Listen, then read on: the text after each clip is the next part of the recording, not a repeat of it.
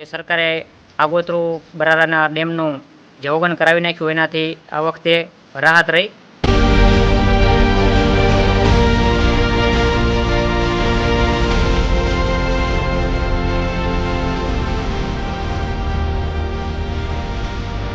આપણા વિસ્તારમાં જ્યાં પાણીનો પ્રશ્ન હતા ભરાવાના કારણે એ અત્યારે સંપૂર્ણ નીકળી ગયેલ છે. હાલ કોઈ તકલીફ પરિસ્થિતિ છે નહીં.